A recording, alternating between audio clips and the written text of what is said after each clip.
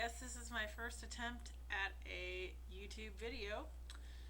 For those of you that don't know me, my name is Damien, and this is my channel. I've had it for a long time and only made one video about Tampa's inaccessible sidewalks. And I was going to go live again and talk about what I have to talk about. It's pretty spur of the moment. It's just kind of off the top of my mind. I've been wanting to do this type of content for a long time. This is my first YouTube video, and I hope it's not too painful. I don't know where to look at the camera, so excuse me. My video editing skill are also nil. But I just want to come on here and have a candid talk. For those of you that don't know, and I've been teasing this for a long time, that I was going to start doing my disability chats that I do for my Facebook friends, or, people that haven't appreciated my content also watch my, also actually criticize my disability chats. I do these things on Facebook called disability chats, and they're just basically kind of in medias res, as they call it, in writing, known as in the middle of stream of consciousness writing. I've always sort of done that style of writing. In my younger years, I went to a lot of writers groups and poetry workshops, and I've been a performance poetry person and artist over the past 20 some years, although I haven't been to an actual poetry reading now in like about 5 years. I think the coronavirus really kind of put the kibosh on some artistic things that we are all used to doing, and time has gotten away. So I'm rambling on, and I really do apologize. I kind of wanted to make this more succinct, but also like I'm talking to a friend, because my disability chats on my Facebook are kind of an open dialogue sort of thing.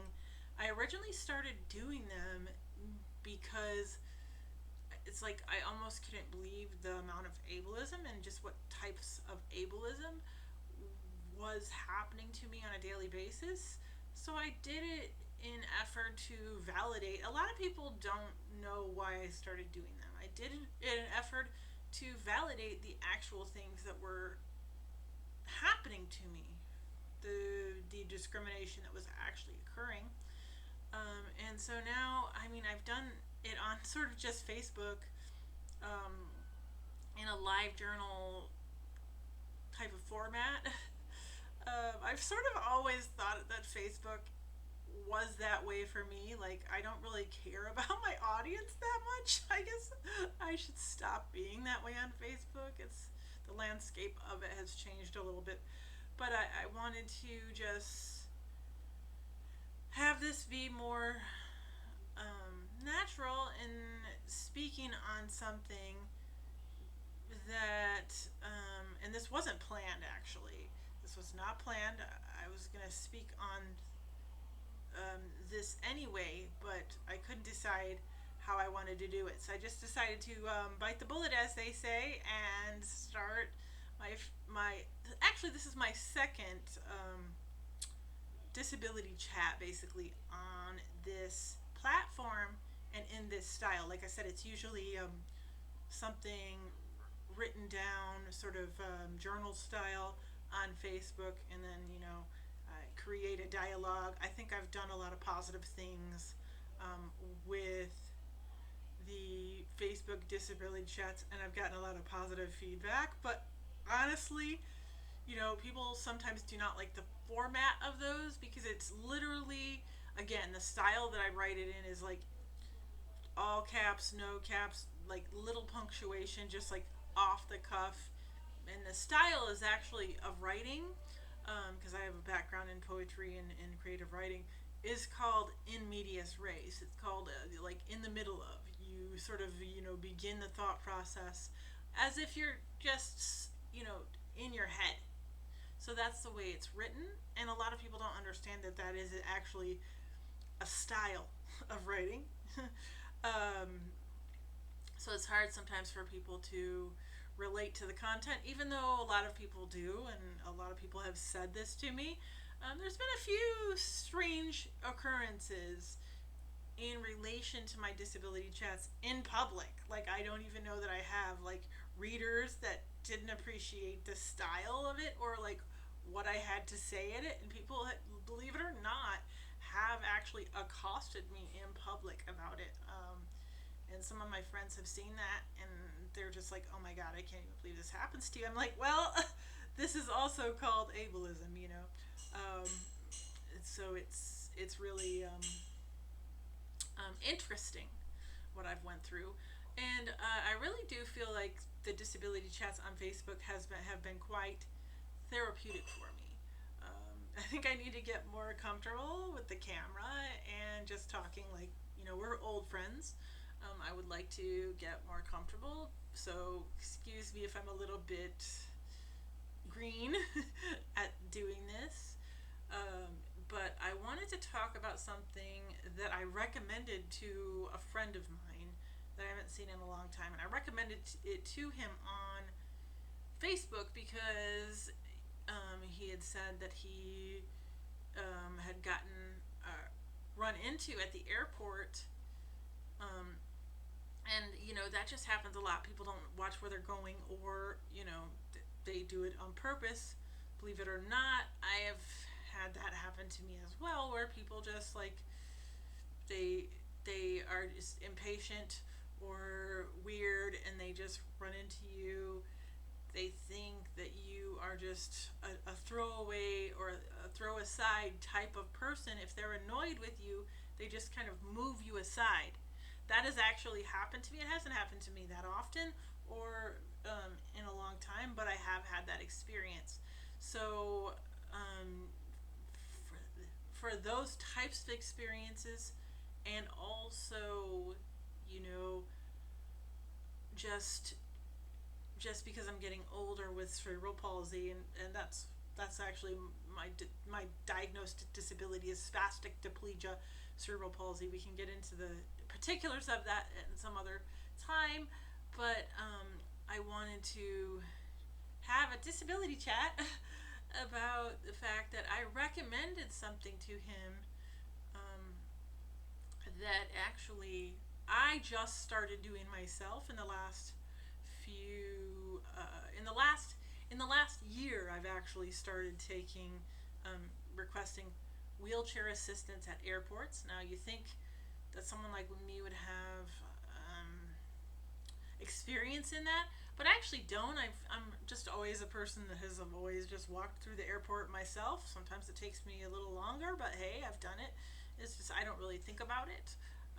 But in the last few years, I was in a long distance relationship and going back and forth to Chicago for about a year and a half. So that's a whole nother story.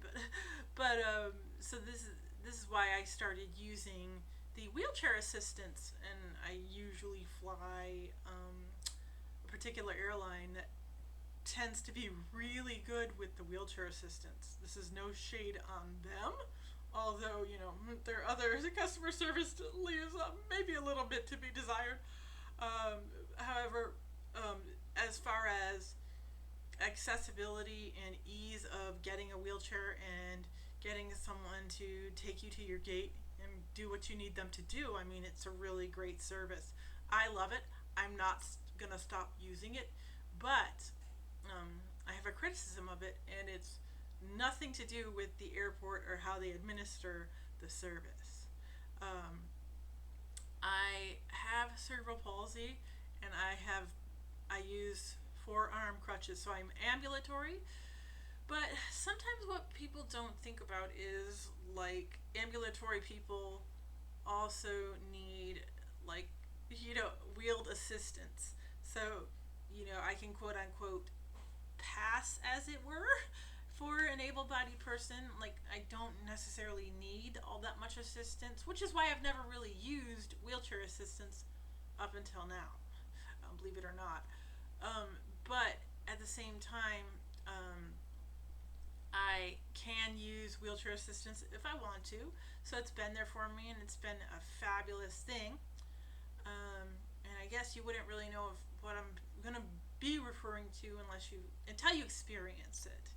Um, but because I can go from requiring assistance to being ambulatory to using mobility devices, and I've done this back and forth throughout my life just because of the nature of my disability, I always forget what a different type of ableism people in wheelchairs face. Just like the public scrutiny of being in a chair in public. It's always a little bit shocking to me. And it's triggering, and I hate that word. I'm Gen X, so we just kind of deal with shit. um, I'm of the firm belief that your triggers are your responsibility by and large. However, the level at which, and people don't, I'm not being succinct in my thoughts here, the level at which people stare at you when you are using a mobility device versus if you're upright. I mean, I get stared at on my crutches anyway, but the level of social ableism one faces when they're just trying to use a service in the airport in a wheelchair. By the way, airport officials, it doesn't help that these wheelchairs are from like 1955 and they look like it, and they look like, my great grandma's in the nursing home. I think it would help optics a little bit if you like upgraded them, because like a lot of them, they're hard to push, they're hard to maneuver.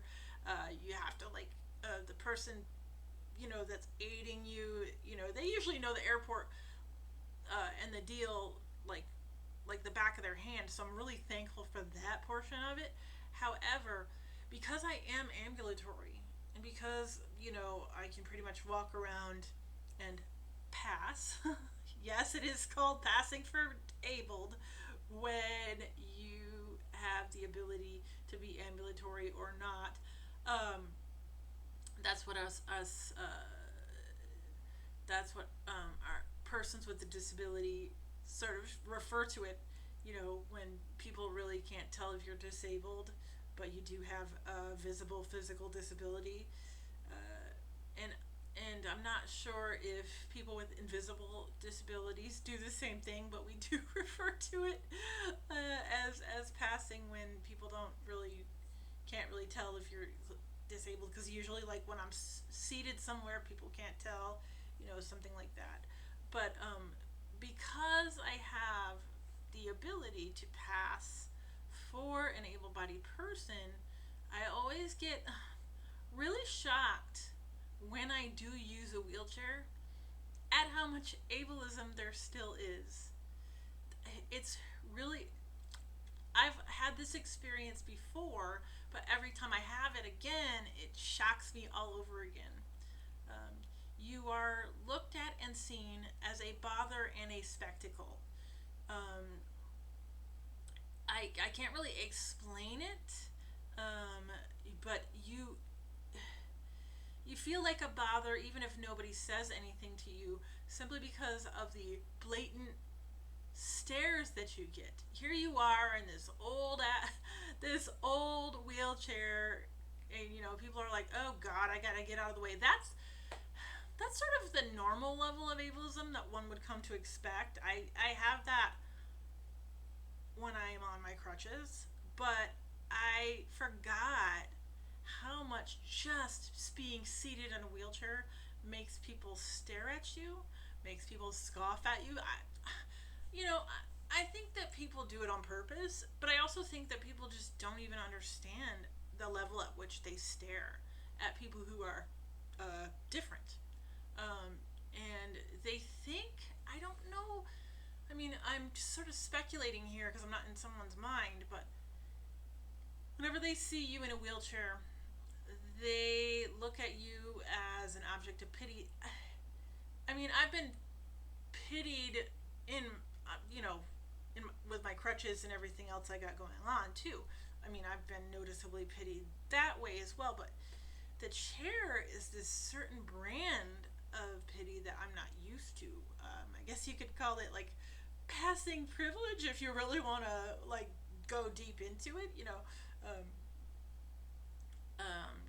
um, but I mean, there's so many layers to this type of ableism that I'm feeling quite acutely. Um, and people, you know what? People never believe me about being treated like absolute crap when you're seated in a wheelchair until they actually have something happen to them where they have to use a wheelchair temporarily, or their parent becomes disabled and they have to help their parent.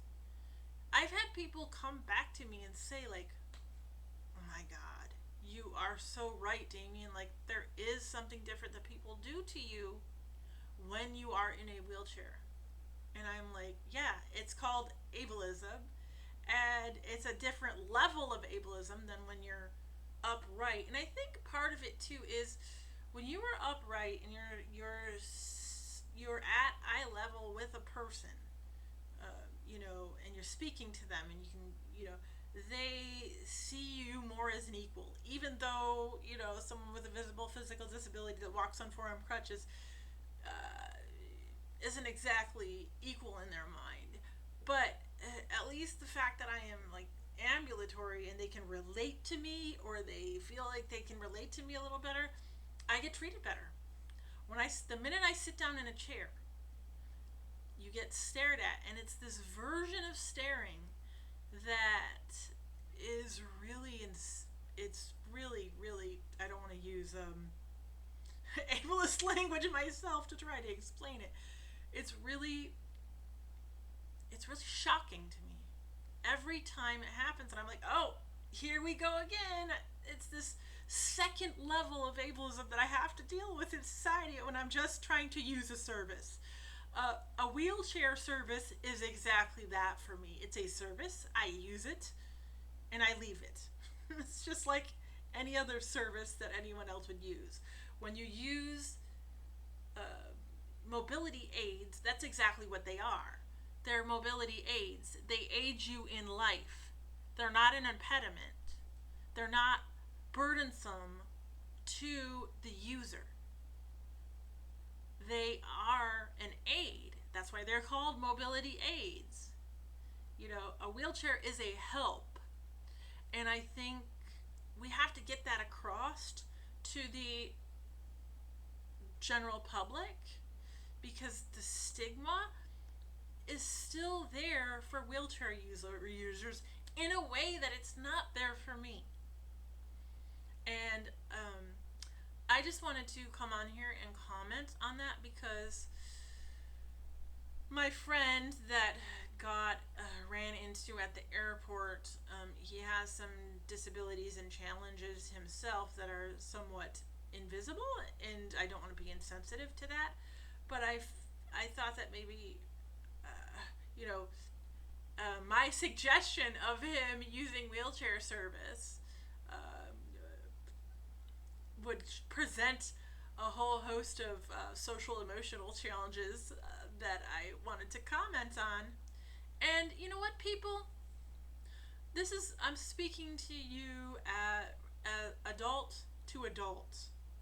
Please try to minimize. I know it's like human nature to stare at something different than you, or maybe stare in an effort to try and like assist. That's pretty human nature.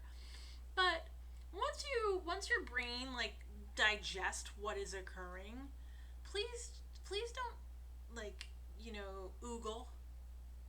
It's really, we know what you're doing, first of all, and that comes into it too, that a person in a wheelchair they must be intellectually disabled, so if I stare at them they won't really know or care.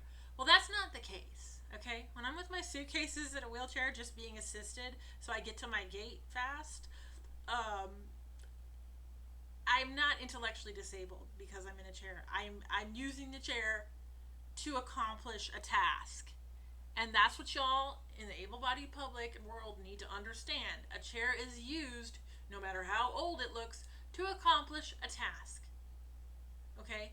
It doesn't mean that we're less than you or frail or mentally disabled as well. All of these things are, these are stereotypes and tropes that I've dealt with my entire life, and I'm still freaking talking about them, which is why I do the work that I do, and why I will not apologize for it, no matter how many people are annoyed by the style of it, because I think it needs to be said.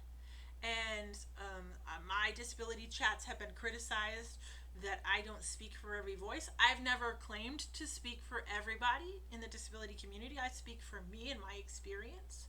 And if it resonates with someone else, then so be it.